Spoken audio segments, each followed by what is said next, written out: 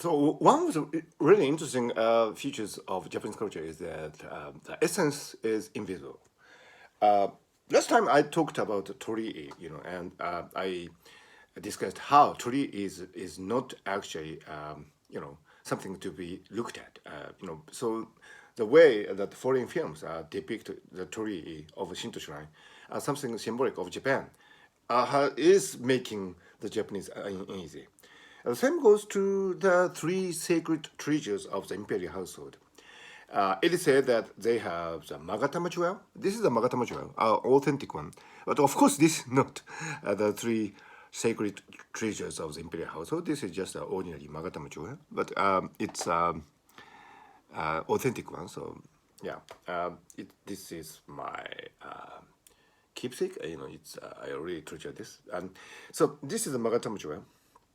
And reportedly, the Imperial Household had a sacred sword.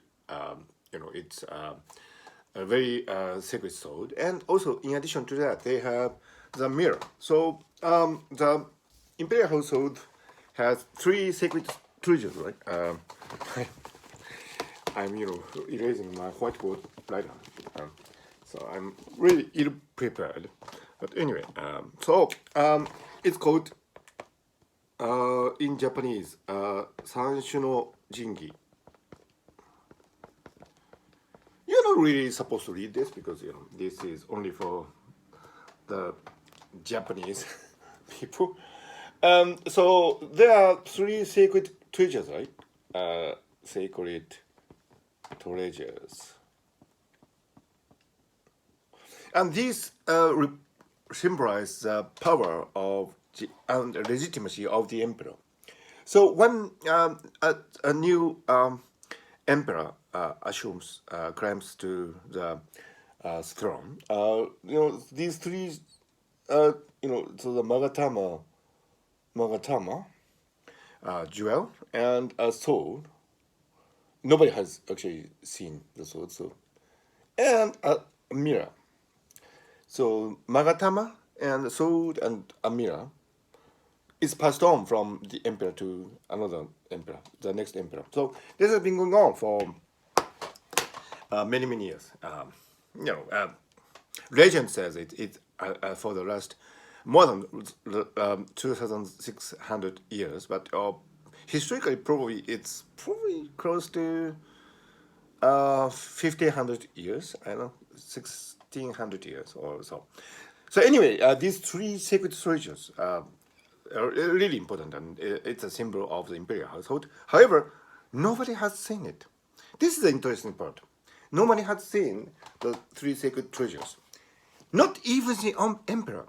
Actually, there was a record of one emperor in the Middle Ages trying to see one of these treasures, and when he tried to do that, one of the aides stopped him because, and even an emperor is not supposed to actually look at the three sacred treasures. So when you see the ceremony of new emperor ascending to the throne, you see these black boxes, right? And supposedly, the three sacred treasures are in these boxes. But however, it's never seen. Probably there is some, shared secrets among the top officials of the imperial households, but nobody is supposed to know that. This is quite a contrast to the crown jewel of the British monarchy, for example, because it's on display, as I understand, in the Tower of London all the time. And when the Queen performs some really important state ceremony, she would put the crown on her head, and so in that sense, the symbol of the British monarchy is very visible. But the symbol of the imperial household of Japan is invisible. And mind you, this is not just another treasure.